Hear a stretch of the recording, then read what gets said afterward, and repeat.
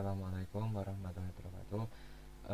Di sini saya akan mempresentasikan data mining asosiasi dengan a priori, materi asosiasi dengan a priori untuk melengkapi tugas akhir dari mata kuliah data mining.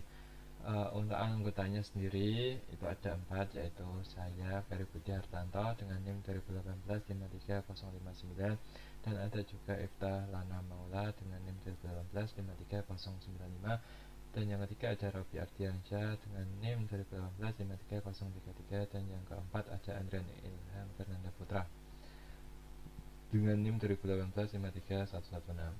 Oke, langsung saja kita mulai. Asosiasi dengan a priori. Yang pertama ada pengertian data mining sendiri. Data mining itu fungsinya untuk melakukan ekstraksi untuk mendapatkan informasi penting yang sifatnya implisit dan sebelumnya tidak diketahui dari suatu data. Kegiatan yang meliputi pengumpulan, pemakaian data historis untuk menemukan keteraturan, pola, dan hubungan dalam set data berukuran besar. Nah, dan juga ini ada citasinya. Untuk peran dan fungsi data mining sendiri itu ada 5. Yang pertama ada estimation. Estimation ini peran dalam data mining untuk memprediksi objek dalam suatu kelas tertentu dengan berupa kelas numerik atau angka. Data bukan time series. Yang kedua ada prediction. Peran prediction ini dalam data mining untuk memprediksi objek ke dalam suatu kelas tertentu yang berupa kelas numerik, dan datanya itu berupa time series. Nah, yang ketiga ada classification. Classification ini peran dalam data mining untuk memprediksi objek ke dalam kelas tertentu yang berupa kelas discrete atau kategorikal. Nah, yang keempat ada clustering. Clustering ini peran dalam data mining untuk mengelompokkan objek ke dalam klaster tertentu. Semakin mirip objek yang satu dengan yang lain, maka berada pada klaster yang sama dan berbeda dengan klaster yang lain. Dan yang terakhir ada association. Association itu mencari asosiasi antar atribut dalam dataset. Biasa digunakan di bidang sales dan marketing. Oke, ini ada tahapan pencarian algoritma asosiasi. Itu yang pertama ada mencari frequent item set.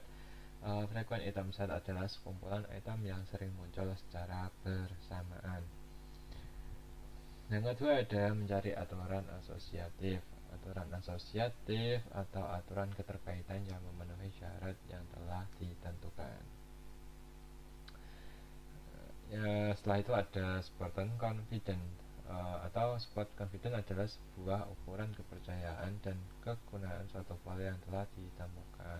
Contohnya, konsumen biasanya akan membeli sikat gigi dan pasta gigi yang ditunjukkan sebagai berikut. Sikat gigi, pasta gigi, spot 4%, confident 70%. Algoritma a priori. Algoritma a priori adalah salah satu algoritma yang melakukan pencarian frequent item set dengan menggunakan teknik algoritma asosiasi atau association rule. Yang kedua ada algoritma a priori, itu bertujuan untuk menemukan frequent item set dijalankan pada sekumpulan data.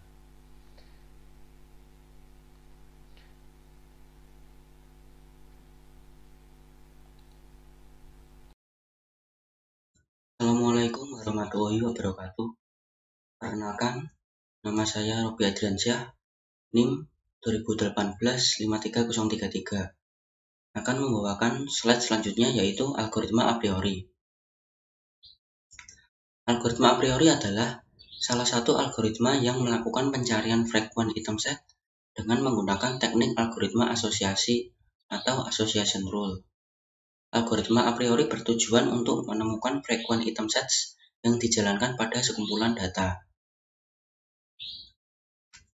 Rumus support confidence. Rumus supportnya adalah sebagai berikut. Support atau A sama dengan jumlah transaksi mengandung A per total transaksi dikali 100%. Rumus confidence-nya adalah confidence atau R sama dengan jumlah transaksi A, B, C per jumlah transaksi A, B dikali 100%. Untuk rumus aturan finalnya adalah nilai support dikali nilai confidence. Proses utama algoritma a priori. Yang pertama, join atau penggabungan. Proses ini dilakukan dengan cara pengkombinasian item dengan item yang lainnya hingga tidak dapat terbentuk kombinasi lagi. Yang kedua, prune atau pemangkasan. Proses pemangkasan yaitu hasil dari item yang telah dikombinasikan kemudian dipangkas dengan menggunakan minimum support yang telah ditentukan oleh user. Cara kerja algoritma a priori. Yang pertama, pembentukan kandidat item set. Yang kedua, penghitungan support dari tiap kandidat ke item set. Yang ketiga, tetapkan pola frekuensi tinggi. Yang keempat, bila tidak didapat pola frekuensi tinggi yang baru, maka seluruh proses dihentikan. Selanjutnya, tahapan perhitungan algoritma a priori. Yang pertama, menemukan association rules, yaitu menuliskan data transaksi yang terjadi dalam periode tertentu. Yang kedua, membuat tabel tabular untuk melakukan perhitungan. Yang ketiga, membuat kombinasi dua item set pada setiap objek. Yang keempat, menyeleksi frekuensi yang lebih besar atau sama dengan batas minimal yang telah ditentukan. Yang kelima, membuat kombinasi 3 item sets. Yang keenam, jika syarat kombinasi 3 item sets terpenuhi, maka stop, karena sudah tidak ada lagi kandidat untuk 4 item set. Sekian presentasi dari kelompok kami. Terima kasih. Wassalamualaikum warahmatullahi wabarakatuh. Assalamualaikum warahmatullahi wabarakatuh. Perkenalkan, nama saya Iftahlana Maula, NIM 2018-53095. Di sini saya akan menjelaskan bagaimana perhitungan dengan algoritma asosiasi dengan metode a priori. Langkah yang pertama yaitu menentukan sampel data dari transaksi penjualan selama 10 hari. Kita lihat tabel 1 pola transaksi obat. Di sini ada 10 transaksi dan ada item pembelian. Transaksi yang pertama ada item pembelian kaditik, asamifenamat, amoxicillin, redoxon, sangobion. Dan transaksi yang kedua ada sanmol, cefatrixil, CDR, dan redoxon.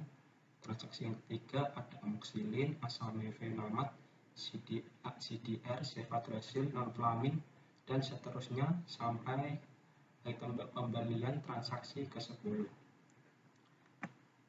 Selanjutnya, setelah menentukan tabel 1 pola transaksi obat, langkah kedua yaitu pola data transaksi penjualan obat dibentuk tabel tabulir yang akan mempermudah dalam mengetahui berapa banyak item yang dibeli dalam setiap transaksi.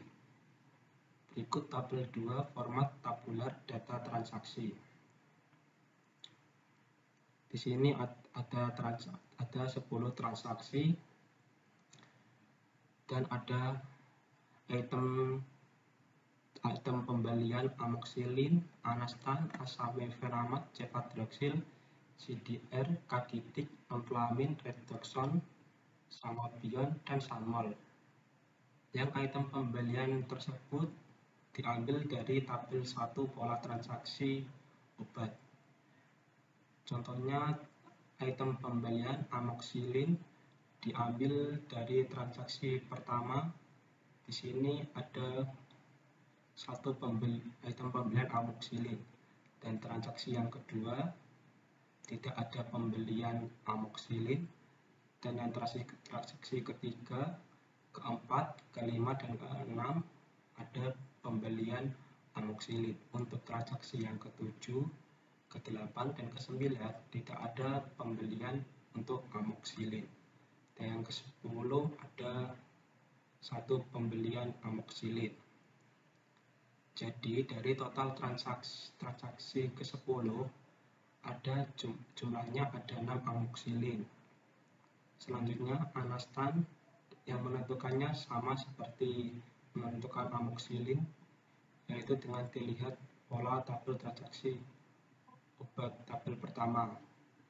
Alastan pada transaksi 1 sampai ke 8 tidak ada item pembelian, yang ada hanya pada transaksi ke-9 dan ke-10 yang jumlahnya ada 1.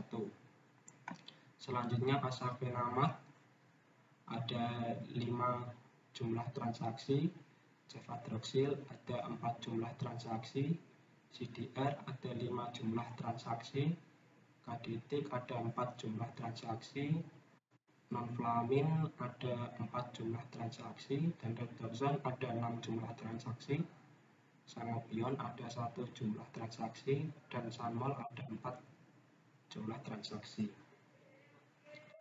Selanjutnya pada langkah ketiga membuat kombinasi satu item set dengan rumus support A, jumlah transaksi mengandung A dikali 100 dan dibagi total transaksi keseluruhan.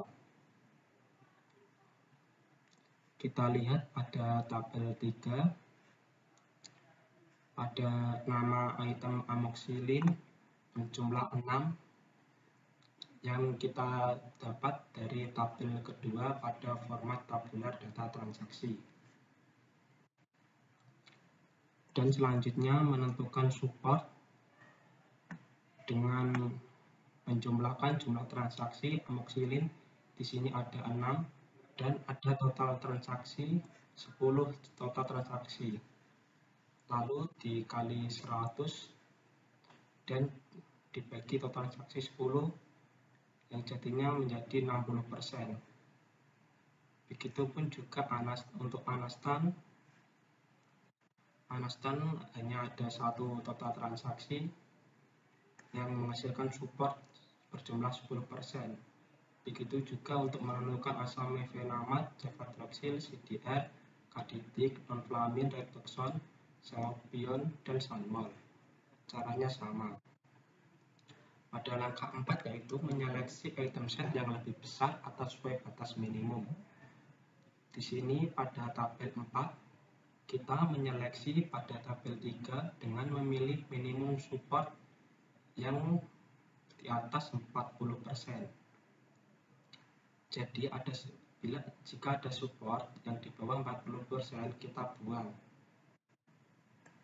Di sini ada 2 item yang di bawah support 40%, yaitu item Alastan yang berjumlah 10% dan item sangobion yang berjumlah 10%. Setelah kita seleksi diperoleh tabel 4, yaitu amoxicillin berjumlah 6, support 60%. Yang selanjutnya asamefenat berjumlah 5, supportnya 50%, cefadroxil berjumlah 4, yang supportnya 40%, CDR berjumlah 5, yang supportnya 50%, kaditik jumlahnya 4, yang support 40%, nonflamin jumlahnya 4, supportnya 40%, redoxon jumlahnya 6, supportnya 60%, sanmol berjumlah 4, dan supportnya 40%. Baik, sekian dari saya. Wassalamualaikum warahmatullahi wabarakatuh. Assalamualaikum warahmatullahi wabarakatuh. Saya Andiran Ilham Prananda Putra, NIM 2018-53116. Selanjutnya, langkah kelima membuat kombinasi 2 item set dengan rumus support AB sama dengan jumlah transaksi mengandung A dan B per transaksi. Yang pertama, nama item ada amoxicillin, lalu asamefenamat dengan jumlah 4, support 40%. Selanjutnya ada amoxicillin, cefadroxil, jumlah 1, memiliki support 10%. Lalu amoxicillin dan CDR berjumlah 2 dan memiliki support 20.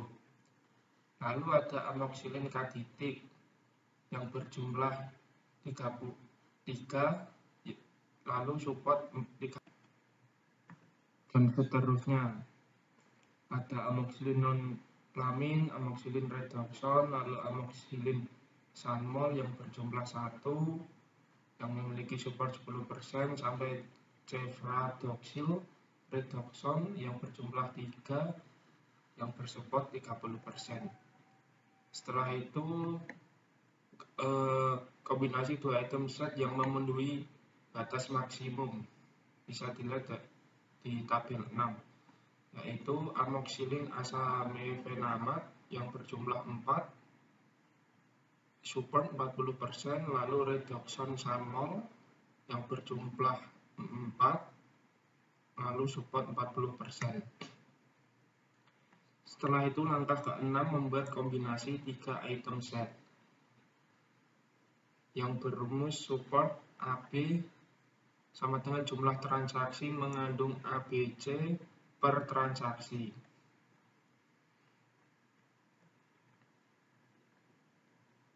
Yaitu nama item amoxicillin asamefenamat dan redoxon yang berjumlah 2, lalu supportnya 20%. Setelah itu amoxicillin asamefenamat dan sanmol yang berjumlah 1 yang bersupport 10%.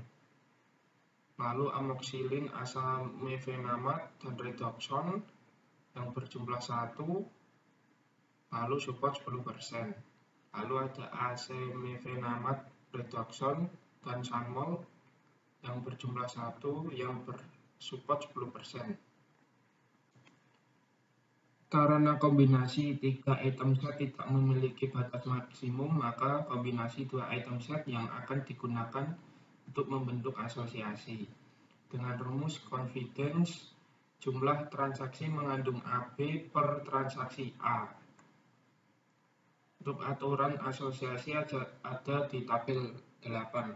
Untuk aturannya, jika membeli amoxicillin maka membeli asamefenamat yang bersupport 40%, confidence 67%, lalu support confidence 27%. Jika memiliki redoxon maka membeli sanmol yang memiliki support 40%, confidence 67%, lalu support confidence 27%.